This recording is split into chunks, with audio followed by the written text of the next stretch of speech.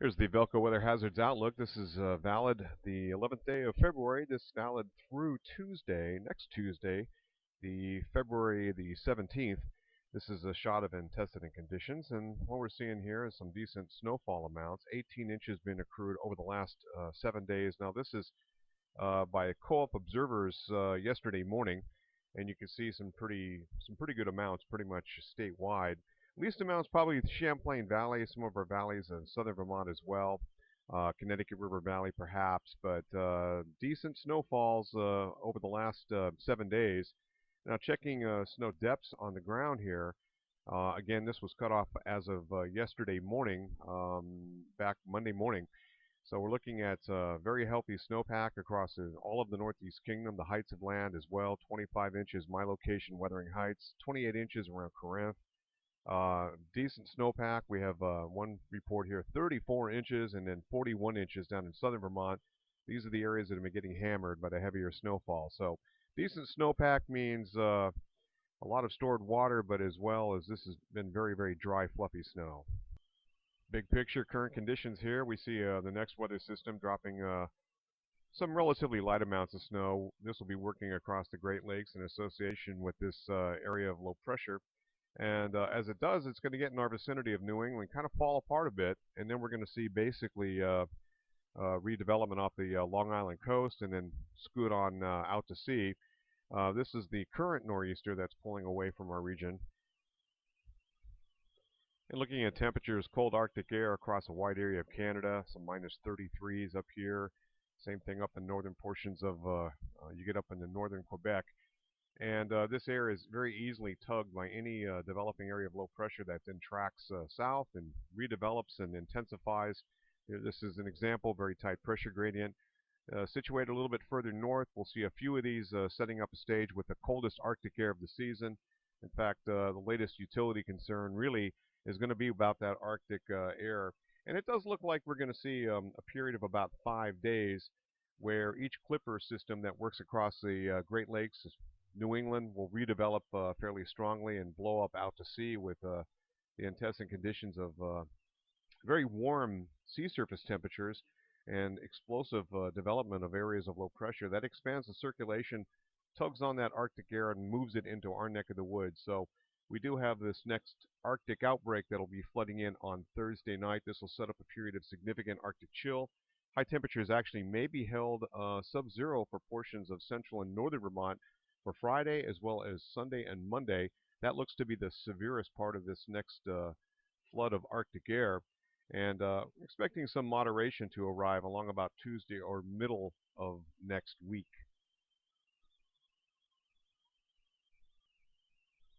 Okay, looking at the daily weather map here, this is the European model, and I'm running this a little bit fast. You can see the gravy train of cold Arctic air spills out of the Canadian prairies, moves across Canada, the Great Lakes into New England, with the looks like the lowest point here pivoting in our neck of the woods here, eastern half of the U.S., followed by a weather system just about one every 3 days.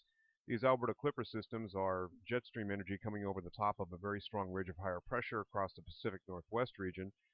Most recently, we've had some rains in California. That has since shifted out, but still jet stream energy pours down through here and takes a track like that.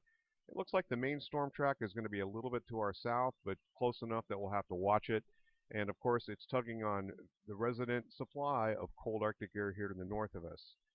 Looking at the daily, this is our Alberta Clipper system here, lower Hudson Bay, James Bay, across the Great Lakes. Nice weather today. This is valid at 1 o'clock this afternoon, Tuesday afternoon. Then we get into tonight. Precipitation makes it in. 1005 millibar area of low pressure will track into the region. Notice there's a lot of holes in this as there's not a lot of moisture supply. So as the weather system moves off toward the east coast, gets over that very warm water and develops into a nor'easter here with 998 millibars. And watch this puppy develop 986 and 974. But going out to sea. But each time these happen, they expand their influence of the pressure gradient, so we get a northerly wind. This pulls down a little bit of low-level moisture, rams it up against our local mountains for orographic snow showers and flurries, and then at the same time we get some bitterly cold wind chills This would be valid about 7 o'clock in the morning on Friday.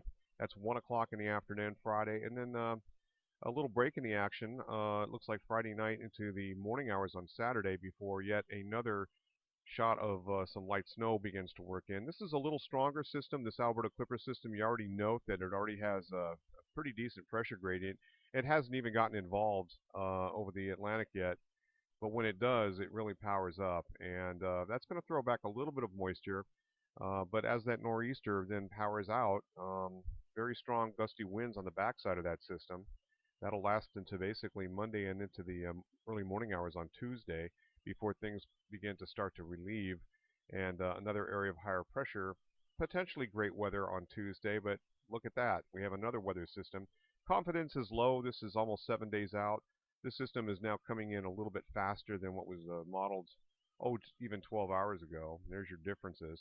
So from here on out, this is a little more lower confidence, but this has a little bit more moisture to it. This will be warmer temperatures. Here's your 0 degree line, so some warm influx of air. So this will be more of a medium type snowfall as it looks right now, but we're talking again 7 days out. Yeah, this is in terms of wind gusts, and anything in that lighter green starts to become a little bit of a problem. So that system exits. This is valid during Friday night. We get into Saturday. You can see some pretty good winds here, very strong winds on Lake Michigan. And as these winds start to power up, we get into those lighter shades of green. And this could be a little bit of an issue here for gradient winds. Right now, it's really unknown, but model trends have increased this. This is 12 hours ago. This is this morning's run.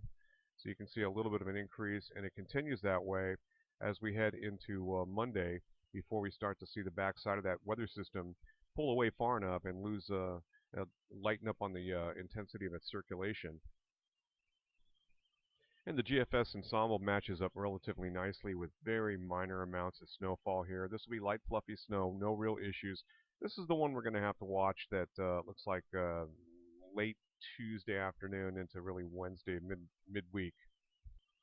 Okay, looking across the lower 48 United States with the Water Prediction Center max temperature anomalies here.